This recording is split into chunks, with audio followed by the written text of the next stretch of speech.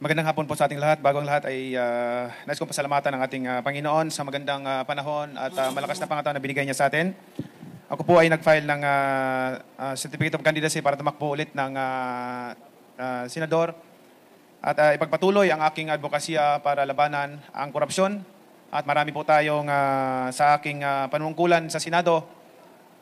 Nung nakaraan ay mayroon po tayong investigahan ng mga korupsyon sa ilang ahensya ng ating gobyerno at mayroon tayong inabolish na ahensya ng gobyerno na source of corruption, which is yung road board. Inabolish natin dahil redundant siya sa trabaho ng DPWH. Not only that, inimbestigahan natin yung issue ng road right of way na malaking halaga, billions of pesos ang ninanakaw doon. Ang daming anomalya. At hindi lang po yan, marami tayong mga ebidensya, yung mga korupsyon na hindi katanggap-tanggap sa aking damdamin na makita dito sa ating bansa. Dahil ako'y naniwala, kaya naghirap ang ating bansa, kaya naghirap at nagdusa ang sambayanang mga Pilipino. Maraming mga walang trabaho, bagsak ang ekonomiya natin dahil po yan sa korupsyon. Ang korupsyon talaga ang kanser ng ating bansa. Correct me if I'm wrong, yan po ang dahilan bakit sadsad, bagsak ang ating ekonomiya at ang daming mga Pilipino na walang trabaho. Wala pong mangyayari sa bansa natin, walang mangyayari sa kinabukasan natin kung hindi po tayo lalaban at labanan ang korupsyon ng ating bansa. Kailangan pigilan po ang korupsyon dahil ang korupsyon po sa aking kaalaman, sa aking nadiskubre, yan po talaga. Ginagawa nila ang politics as a business. Yun po ang pagkaiba. Maraming salamat po sa inyong lahat at naway pagpalain palagi tayo ng Panginoon. Maraming salamat, Senator. Question na po sa media. Anyone? Okay. Sherry Ann Torres, ABS-CBN. Sir, magandang hapon. Hi, sir.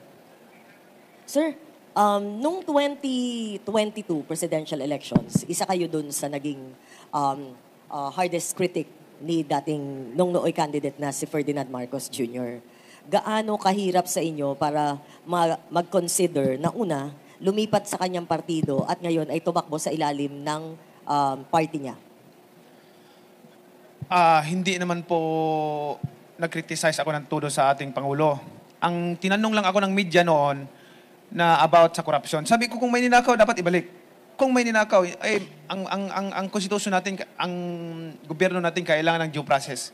And then sa aking pagkakaalaman, bayan, siguro sa habang panahon, ito, imulat natin ang mga mata natin dahil may matatalino naman tayo. Imulat natin. Lagi nating sinisisi ang pamilya Marcos pagdating sa korupsyon. Hindi ba natin nakikita na sa panahon ng Marcos, ang bansa natin number 1 sa ekonomiya? May kurap pang bansa na number 1 sa ekonomiya. Sige. In reality lang ha, in reality lang. Ngayon, hindi kurap ang bansa natin, sad-sad tayo. For how many decades, pabagsak ng pabagsak ang ekonomiya natin. Maraming mga Pilipino na walang trabaho. Yan ang hinahanap ko. Yan ang gusto kong i-establish yung legacy, na makagawa tayo ng legacy dito, hindi para magpayaman. At nakita ko ang programa ng Pangulo dito sa bagong Pilipinas na magkaroon ng trabaho ang bawat Pilipino, umasinso ang pamumuhay ng bawat pamilya. Hindi ba dapat suportahan natin? Hindi pa maganda yan? Sa lahat ng mga nag-criticize sa ating administrasyon, mag-isip po tayo. Hindi ito labanan ng bawat pamilya, kundi ipinaglalaban natin dito ang kinabukasan ng ating bayan, kinabukasan ng sabayanang Pilipino. Lilipas lang din tayo lahat. Alalahanin natin, lilipas lang din tayo. Kahit ano ka man ka-powerful, kahit ano ka man kayaman, kahit ano ka pa kasikat, tandaan ninyo, pag wala na tayo doon sa mundo, ang maalala ng tao yung ligasiya na nagawa mo sa taong bayan. Ligasiya na nagawa mo sa buhay kung sino yung natutulungan mo. Pero kung ang ligasiya mo, pangit, masama, magnanakaw ka, hindi ka makakalimutan ka ng susunod na henerasyon. Yun po ang advokasya natin. Yan po ang inahangad natin. Kaya nandito tayo, tumatakbo para ipaglaban ang sabayan ng Pilipino. Kawawa ang mga mahihirap na tao. At lagi lang naluluko pagdating ng eleksyon. Ang daming pagdating tuwing eleksyon, masakit sa loob ko na makita ang babait lahat ng mga kandidato. Puro pangako, puro pangako. Yun po, ang nakikita ko, puro pangako, puro pangako. Kung lahat yung mga pangako na yun natupad, ang yayaman na ng bawat Pilipino, ang yaman na ng ating bansa. Bayan, imulat natin ang ating mga mata. Yung korupsyon na yan, yan ang pinaka-sintro ng problema ng ating bansa. Ultimo revenue income ng ating gobyerno nawawala na. So yun po, kailangan mag-isip tayo ng mabuti. Maraming salamat po. Sen, follow up pa na isa.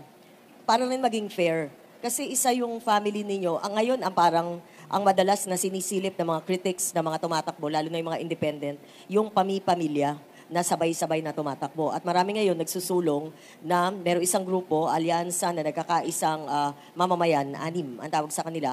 Nagko-compile sila ngayon ng mga political families na sabay-sabay na tumatakbo at plano nilang kasuhan. Ano po masasabi po ninyo dito?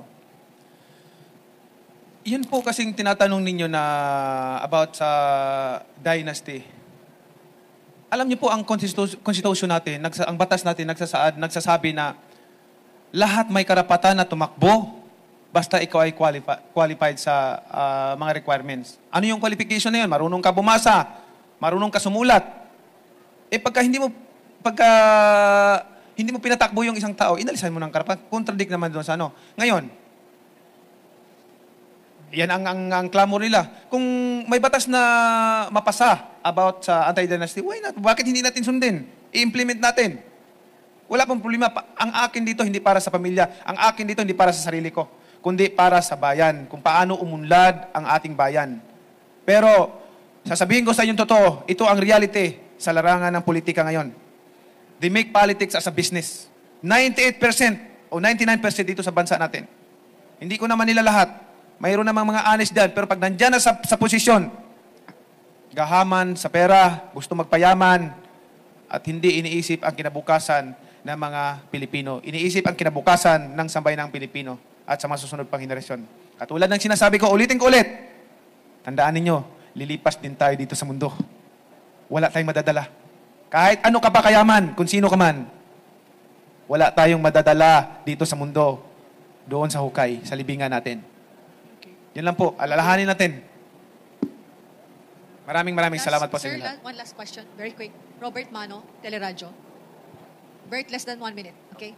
Hi sir, magandang hapon. Mabilis na tanong lang sir, kung pag nagbo-boxing kayo naabangan ng public yung inyong laban, sa pagbabalik nyo sa Senado, ano yung mga dapat nilang abangan, yung mga panukalang batas na ipupush po ninyo? Thank you. Alam mo, may mga importante akong batas na naipasa nung ako ay senador. Mayroon tayong naipasang 51 laws na sa Senado. At isa sa pinaka-importante doon na gusto ko yung Bible holiday, and then yung pangalawa, yung OFW handbook na hindi pa na-implement. Maganda sana yon para protection sa ating mga OFW. Para in case na may mga emergency, mayroon silang matawagan, mayroon silang masasandalan. Dapat, I'm hoping na magkakaroon na ng budget at ma-implement na yung OFW handbook. Maraming salamat po sa inyong lahat sa pagkakataon na to.